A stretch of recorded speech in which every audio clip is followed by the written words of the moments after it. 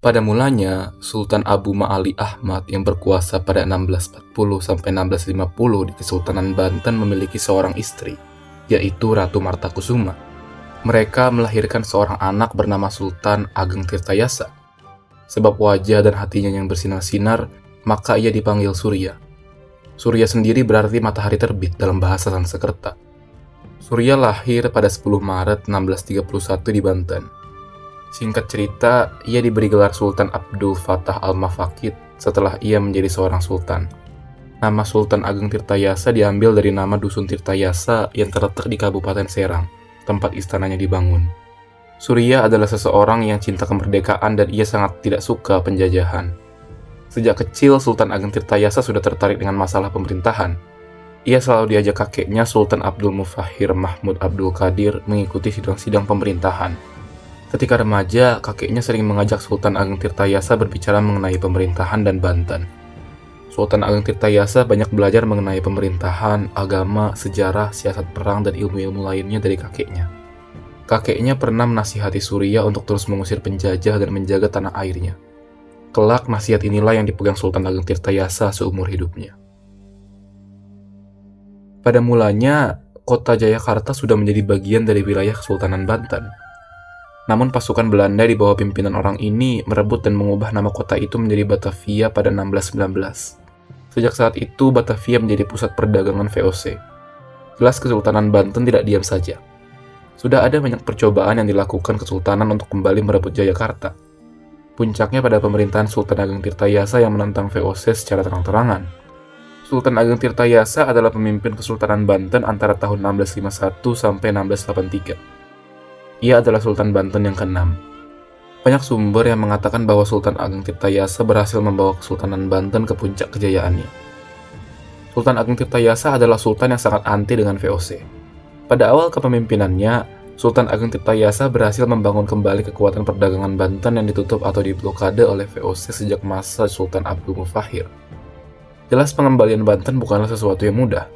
Penyerangan terhadap Belanda di Batavia dilakukan dengan cara gerilya, baik lewat darat maupun laut. Beribu-ribu tentara dikirim ke garis depan pertempuran. Sultan Ageng Tirtayasa pun tak lupa memperkuat angkatan perangnya dengan persenjataan yang lebih modern seiring berjalannya waktu. Kapal Belanda yang sedang melakukan blokade maupun dalam pelayaran menjadi sasaran gerilyawan Banten. Bukan itu saja, gerilyawan Banten berhasil menyusup ke Batavia dan membuat orang Belanda ketakutan dan merasa tidak aman. Sultan Ageng Tirtayasa dengan tegas memblokade pelabuhan Banten dari Belanda. Ia hobi menenggelamkan kapal-kapal Belanda yang datang ke sana. Namun ada satu masalah, yaitu ambruknya ekonomi Kesultanan Banten akibat blokade yang dilakukan Belanda terhadap kapal-kapal pedagang Eropa lainnya. Demi memulihkan ekonomi di Banten, secara perlahan Sultan Ageng berhasil mendatangkan kembali para pedagang Eropa yang semula diblokade oleh Belanda, seperti Inggris, Prancis, Denmark, dan Portugis yang semuanya merupakan pesaing berat VOC. Selain untuk memulihkan perdagangan Banten, taktik ini sekaligus memecah permasalahan politik menjadi persaingan perdagangan antar bangsa-bangsa Eropa. Selain mengembangkan perdagangan, Sultan Banten melakukan perluasan kekuasaan yang meliputi Priangan, Cirebon, dan sekitar Batavia. Perluasan kekuasaan ini untuk mencegah perluasan wilayah kekuasaan Kerajaan Mataram yang telah masuk sejak awal abad ke-17. Selain itu, perluasan kekuasaan bertujuan untuk mencegah pemaksaan monopoli perdagangan VOC yang tujuan akhirnya adalah penguasaan terhadap Banten. Ketakutan yang dirasakan VOC terhadap pengaruh Sultan Ageng Tirtayasa yang makin luas menyebabkan VOC mengusulkan beberapa pertemuan dan perjanjian kepada Sultan. VOC pernah membuat satu perjanjian perihal penjualan hasil bumi ke negara lain.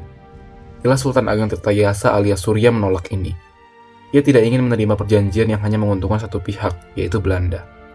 Intinya, Kesultanan Banten sangat maju di bawah kepemimpinan Sultan Ageng Tirtayasa. Rakyat Banten pada waktu itu tetap sejahtera walau sedang sibuk berperang melawan VOC. Ia membangun saluran irigasi, permudahan transportasi dan logistik dalam peperangan. Ia disebut-sebut sebagai Bapak Sultan Pembangunan. Kesultanan Banten modern dan maju dalam bidang perdagangan dan pertanian. Ia membangun 3 bendungan baru dan 40.000 hektar sawah. Tercatat 26.000 pekerja dikerahkan Sultan untuk mewujudkan megaproyek pada zamannya. Ia menjadikan Banten sebagai tempat perdagangan internasional yang mempertemukan pedagang lokal dengan pedagang Eropa. Selain itu, ia pun membangun kanal atau terusan selebar 6 meter dengan kedalaman 4 meter sepanjang 40 km. Intinya, kemakmuran memang benar-benar tercipta pada masa pemerintahannya. Untuk memelihara ketukunan beragama di Banten, Sultan Ageng Tirtayasa mengangkat Syekh Yusuf, seorang ulama asal Makassar, sebagai mufti, ulama yang memiliki wewenang untuk mengartikan teks dan memberikan fatwa kepada umat. Syekh Yusuf bertugas menyelesaikan urusan keagamaan dan penasihat sultan dalam bidang pemerintahan. Akibatnya, ketukunan beragama terpelihara di lingkungan Kesultanan Banten. Selain itu, Sultan Ageng Tirtayasa yang ahli strategi perang berhasil membina mental para prajurit Banten dengan cara mendatangkan guru-guru agama dari Arab, Aceh, Makassar, dan daerah lainnya. Banten juga menjadi daerah yang menampung setiap pelarian dari Batavia. Banten selalu menerima dengan baik para pelarian. Salah satunya adalah Hendrik Lucas Kardil. Dia adalah orang Belanda ahli bangunan yang melarikan diri dari Batavia untuk memeluk agama Islam dan mengabdikan dirinya kepada Sultan Banten. Kedatangan Kardil disambut hangat oleh Sultan Ageng Tirtayasa yang tengah membutuhkan ahli bangunan yang berpengalaman. Ia ditugaskan untuk membangun istana Surosowan yang terbakar. Ia juga ditugaskan untuk membangun bendungan dan istana peristirahatan di Banten yang kemudian dikenal dengan sebutan Bendungan dan Istana Tirtayasa. Pernah terjadi satu perang antara Banten dan Belanda, yaitu Perang Belanda-Banten 1656 sampai 1657. Namun perang ini tak membuahkan hasil apapun. Belanda tetap memiliki Batavia dan Banten tetap kuat. Namun seiring berjalannya waktu, Belanda semakin terperosok. Sultan Ageng Tirtayasa beserta rakyat Banten terus memenangkan peperangan demi peperangan. Pada awalnya, pihak Belanda dan Sultan Ageng Tirtayasa sempat ingin melakukan diskusi untuk menghasilkan suatu kesepakatan. Namun usulan-usulan yang ditawarkan Belanda seringkali hanya berpihak pada Belanda, tak sesuai dengan keinginan Sultan Ageng Tirtayasa. Sultan Ageng Tirtayasa ingin agar perairan Nusantara bebas dilalui oleh kapal Kesultanan Banten. Namun jelas hal ini ditolak oleh Belanda. Oleh karena jalur diplomasi sulit dilakukan, maka peperangan fisik terpaksa dijalankan. Belanda sempat putus asa dengan hebatnya Sultan Ageng Tirtayasa dan pasukannya dalam perang. Belanda yang putus asa pun menggunakan taktik kuncinya, divide et impera, yaitu politik pecah belah dengan menghancurkan suatu kelompok besar menjadi kelompok kecil dengan cara menjatuhkan satu sama lain dengan dihasut oleh pihak lain. Hal ini bermula saat ekonomi di Banten sedang terpuruk akibat perang dengan Belanda. Walau Kesultanan Banten seringkali memenangkan perang, tak dapat dipungkiri bahwa biaya yang dikeluarkan untuk perang pun besar. Di situasi yang sulit itu, Belanda menawarkan suatu perjanjian. Isi perjanjiannya kira-kira berisi, kompeni Belanda akan menarik kapal-kapalnya yang selama ini melakukan blokade terhadap Banten. Sebagai imbalannya, Banten mengembalikan ternak yang dicuri penduduknya dari Batavia. Kompeni tetap menempatkan perwakilannya di Banten. Keselamatannya harus dijamin oleh Sultan. Perbatasan Kesultanan Banten dengan Batavia adalah Sungai Untung Jawa dari pantai laut hingga pegunungan. Sultan Ageng Tirtayasa setuju dengan perjanjian itu dan menandatanganinya pada 1 Juni 1859. Ekonomi Kesultanan Banten pun lambat laun membaik. Sedikit informasi, Sultan Ageng Tirtayasa memiliki 18 anak.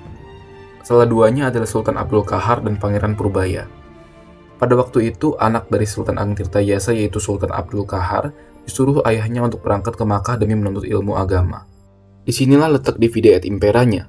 Saat kembali, Sultan Abdul Qahar bukannya membaik, tingkah lakunya yang awalnya pro-Belanda menjadi semakin pro-Belanda. Keberpihakannya kepada Belanda tidaklah berubah. Ia rela bekerja sama dengan Belanda dan mengkhianati ayahnya sendiri demi merebut Kesultanan Banten dari tangan ayahnya. Padahal ini adalah rencana jahat Belanda yaitu divide et impera. Belanda sengaja mengadu dombakan Sultan Haji dan Sultan Ageng Tirtayasa. Biarpun ia dikenal dengan sebutan Sultan Haji, tetapi ia semakin menggantungkan dirinya pada kompeni, yaitu sebutan untuk kongsi dagang Belanda yaitu VOC. Keberpihakan ini mengesalkan Sultan Ageng Tirtayasa. Kepemimpinan sementara yang waktu itu dipegang oleh Pangeran Purbaya ditugaskan untuk menggantikan kepemimpinan Sultan Haji. Sultan Haji melihat Pangeran Purbaya memiliki peranan yang besar menjadi sangat marah. Hal itulah yang dijadikan alat permusuhan yang dikobarkan oleh Belanda terhadap Sultan Haji. Pertikaian antara Sultan Haji dan Pangeran Purbaya pun terjadi, sehingga hubungan Sultan Ageng Tirtayasa dengan Sultan Haji memburuk. Ditambah dengan Sultan Haji yang bekerja sama dengan Belanda untuk menggulingkan Sultan Ageng Tirtayasa. Sultan Ageng Tirtayasa dengan pasukannya pun menyerang kubu Sultan Haji. Rakyat Banten pun tak mengakui kepemimpinan Sultan Haji dan VOC, sehingga terjadilah keributan di ibu kota. Pada 26 dan 27 Februari 1682, Sultan Ageng Tirtayasa menyerbu keraton Surosowan tanpa Sultan Haji memerintah. Penyerbuan dilakukan oleh Sultan Ageng Tirtayasa pada malam hari. Kampung-kampung di sekitar Surosowan dibakar. Keraton diserbu dari berbagai penjuru. Kejadian ini dimanfaatkan Belanda untuk menguasai Banten. Belanda segera mengirim bantuan kepada Sultan Haji setelah ia meminta bantuan VOC dan meminta dirinya untuk disembunyikan di loji. Belanda akan memberikan bantuan, asalkan VOC diberi hak monopoli di Banten. Bantuan yang diminta Sultan Haji tidak bisa langsung mendarat di Banten. pasukan Sultan Ageng menghadang Belanda untuk mendarat di Banten. Akhirnya singkat cerita, pada 7 April 1682, bala bantuan datang dan berhasil membebaskan Sultan Haji dari kepungan Sultan Ageng Tirtayasa. Serangan besar-besaran yang dilakukan kompeni daerah pertahanan Belanda. Belanda berhasil mencapai Tanara, tempat strategis menuju istana Tirtayasa. Sultan Ageng Tirtayasa sempat berdialog dengan Syekh Yusuf tentang bagaimana Kesultanan Banten selepas dirinya pergi. Ini adalah momen-momen terakhir Sultan Ageng Tirtayasa dalam hidupnya. Pada 1683, Sultan Ageng Tirtayasa ditangkap dan dipenjarakan di Batavia oleh pihak Belanda. Setelah tinggal beberapa waktu lamanya, ia kemudian dibawa oleh Belanda ke Batavia dan dimasukkan ke penjara hingga wafat pada 1692. Sultan Ageng Tirtayasa meninggal pada usia 61 tahun, dimakamkan di sebelah utara Masjid Agung Banten bersama dengan sultan-sultan Banten lainnya. Pada tahun 1813, Kesultanan Banten dihapuskan oleh kolonial Inggris yang berkuasa. Orang ini diturunkan secara paksa dari tahtanya. Kesultanan Banten sekarang sudah tiada, namun kisah-kisah yang terjadi di dalamnya perlu kita jadikan pelajaran dan motivasi untuk diri kita sendiri. Sultan Ageng Tirtayasa adalah pemimpin perang yang sejati. Ia merupakan pencetus semangat perang untuk mengusir Belanda dari Banten. Semangat bergelora dalam jiwa Sultan Ageng Tirtayasa beserta pendukung-pendukungnya. Mereka tidak kenal menyerah dalam menghadapi Belanda. Dengan semangat juang yang tinggi dan disertai doa, pertempuran terus berlanjut hingga akhir hayatnya. Walaupun Sultan Ageng Tirtayasa sudah meninggal dunia, perjuangan dalam mempertahankan Kesultanan Banten akan tetap dikenang oleh Indonesia. Atas jasa-jasanya yang diberikan kepada negara, Sultan Ageng Tirtayasa diberi gelar pahlawan nasional berdasarkan SK Presiden Republik Indonesia nomor 045 tanggal 1 Agustus 1970. Nama Sultan Ageng Tirtayasa pun diabadikan menjadi nama salah satu perguruan tinggi negeri di Banten, yaitu Universitas Sultan Ageng Tirtayasa. Sultan Ageng Tirtayasa mengajarkan kita nilai-nilai cinta tanah air. Jadilah orang yang hebat untuk Indonesia yang lebih baik dan maju. Hal itu bukan hanya disebutkan atau diomongkan, namun diperjuangkan sampai titik darah penghabisan. Terima kasih.